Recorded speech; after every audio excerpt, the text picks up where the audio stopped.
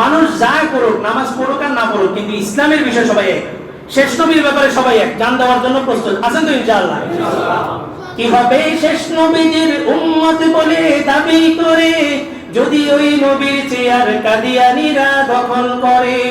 নবীজির জন্য যদি রক্তের বহে নদী, নবীজির জন্য যদি রক্তের বহে নদী, তবুও হটবো না এই দাবি থেকে, তবুও হটবো না এই দাবি থেকে। শুনবো নাকি? এই দাবিতে আমরা অটল। আমরা রাসূলের উম্মত মানে রাসূলকে শেষ নবী স্বীকৃতি। আমাদের রক্ত দেখে থাকা পর্যন্ত কোন মানুষ নবুয়তের দাবি করে তার আপন জায়গায় বলা থাকতে পারবে না। এটা আমাদের দাবি।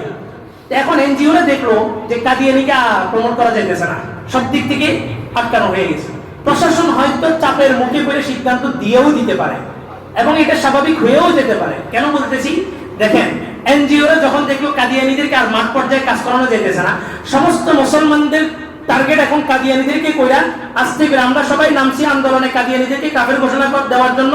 আর এদিক দিয়ে হিজবুত তাওহীদের মাঠে নামায় দিয়েছে সুন্দরবীরা। এতদিন ছিল নবুয়ত নিয়ে মারামারি, এখন সরাসরি তাওহীদের উপর আক্রমণ করা হয়েছে হিজবুত তাওহীদের মাধ্যমে, কিন্তু আমরা সবাই চুপ। গতকালকে একটা জায়গায় একটা কাজে গেছিলাম, তো ফেনীর একজন বড় আলেম, একসাথে বসে কথা বললাম।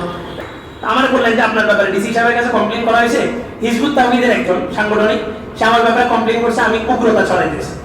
ডিসি সাহেব নাকি ওনাদের সাথে আলাপ করছেন। উনি আমারে বললেন যে আমরা এই যখন ইসলামের বিষয় আসবে তখন কোন ইমাম কি বলছে না বলছে এটা আমরা দেখবো না, আমরা ইসলামের পক্ষ হয়ে ইসলামের বিপক্ষে সমস্ত শক্তির মোকাবেলা করব, তবে আপনি একটু নিরাপদে থাকেন সেল থেকে।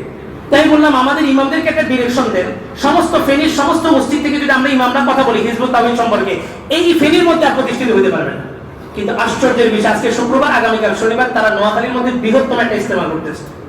নোয়াখালীর স্থানীয়দের সাথে কথা বলছি, শুনলাম যে আজকে ওলামায়ে কেরাম জুমার মসজিদ থেকে একটা নেবেন, প্রস্তুতি নেবেন, একটা আন্দোলন হয়তো নামবেন। তবে বললেন যে তাদের ওখানে ঘাঁটি মজবুত করে ফেলেছে তারা। কথাগুলো খুব সুন্দর সুন্দর, হিজবুত তাওহীদ খুব সুন্দর সুন্দর কথা বলবে, কিন্তু এর মাধ্যমে সে কাদিয়ানী আমাদের রিসালাত নিয়ে আক্রমণ করছে। রিসালাত মানে কি? নবুয়ত, নবীকে অস্বীকার করছে।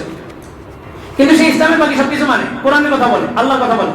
কিন্তু হিজবুত তাওহীদের চেয়ে ভয়ঙ্কর রূপ নিয়ে মাঠে নামতেছে, সে সরাসরি তাওহীদের উপর আক্রমণ করছে। একটা হচ্ছে রিসালাত আর একটা হচ্ছে তাওহীদ। কালিমার দুইটা অংশ, লা ইলাহা ইল্লাল্লাহ মুহাম্মাদুর রাসূলুল্লাহ। লা ইলাহা ইল্লাল্লাহ মানে হচ্ছে তাওহীদ, মুহাম্মাদুর রাসূলুল্লাহ মানে হচ্ছে রিসালাত। কেউ যদি বলে লা ইলাহা ইল্লাল্লাহ মানে মুহাম্মদ মানি না, সে কি মুসলমান হতে পারবে? কেউ যদি বলে মুহাম্মাদুর রাসূলুল্লাহ মানে লা ইলাহা ইল্লাল্লাহ মানি না, মুসলমান থাকতে পারবে? পারবে না।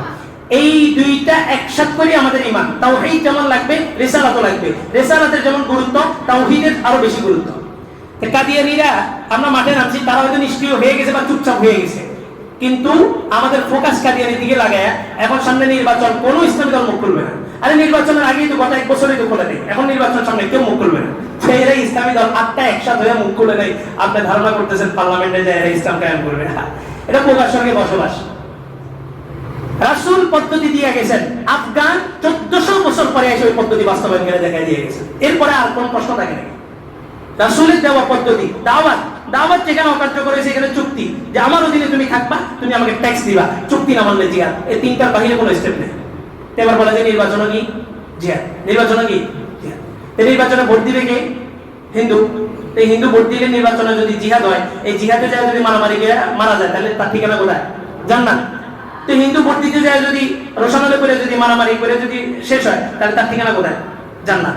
এখন কয় যে হিন্দু ভোট দিতে যদি পারে, হিন্দু আমাদের নেতাও হইতে পারে। এবার দিছে নেতা বানায়, ওই দলে গেলে জান্নাত না? আপনারা মন খারাপ নাকি? মসজিদের ভিতরে জামাত বিএনপি নেই, মসজিদের ভিতরে মুসল্লি সবাই একটা, আমরা কোরআন হাদিস বাইরে আমরা করেন না, মসজিদের ভিতরে তো সবাই মুসল্লি নাকি কোরআন, তো ওখানে গেলে জান্নাত না? ওদেরকে ভোট দিলে জান্নাত না? আরে না, জান্নাত ওই যে দাজ্জালের সেই জান্নাত যেটা রাসূল বলেছেন মুমিনের জন্য কি জাহান্নাম। ঈমান কুফর জান্নাত জাহান্নাম এটা কারো হাতে কি বরাদ্দ দেওয়া আছে নাকি? সাহাবায়ে কেরাম যাদের ব্যাপারে ঈমানের গ্যারান্টি দিয়েছেন, ওনারা তো মাঠে যায় বলতেছেন ইয়া লাইতানি শাজারা তাকুলুল বাকারা, আমি যদি একটা গাছের পাতা হইতাম, একটা বকরি, একটা গরু আমাকে চাবায় খেয়ে ফেলতো, আমার কোনো হাসন নাসর হইতো না। অথচ আল্লাহ রাসূল বলেন যেই মানুষ জান্নাতকে পেয়ে খুশি হবে, ওই জান্নাত আবু বকরকে পেয়ে খুশি হবে।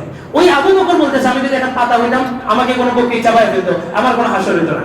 জান্নাতের গ্যারান্টি দেওয়া এই লোক বলতেছে আমার এই অবস্থা। জান্নাতের গ্যারান্টি দেওয়া হুযায়ফা দিছেন দৌড়, পথে ওমরের সাথে সাক্ষাৎ, কই যাও? তা আমি হানজালা, হানজালা তো মুনাফিক হয়ে গেছে। এ কি বলে আনজানা মুনাফিক হয়ে গেছে? আনজানা রাসূলের সাহাবী, বদরি সাহাবী, জান্নাতের গ্যারান্টি দেওয়া আছে। বলে যে রাসূলের সামনে থাকলে এক পরিস্থিতি, বাসায় গেলে ওই পরিস্থিতিটা থাকে না। আমি মুনাফিক। ওমর বলে একই অবস্থা তো আমারও। দুজন রাসূলের দরবারে দৌড় দিছে, অথচ দুইজন এমন সাহাবী যাদের ব্যাপারে রাসূল জান্নাতের গ্যারান্টি দিয়েছে। ওনারা ইমানের ব্যাপারে এত শঙ্কিত, আর আপনি ইমানের ব্যাপারে কনফার্ম, এতটাই কনফার্ম যে জান্নাত আপনি কি করছেন, কিনা ফেলছেন।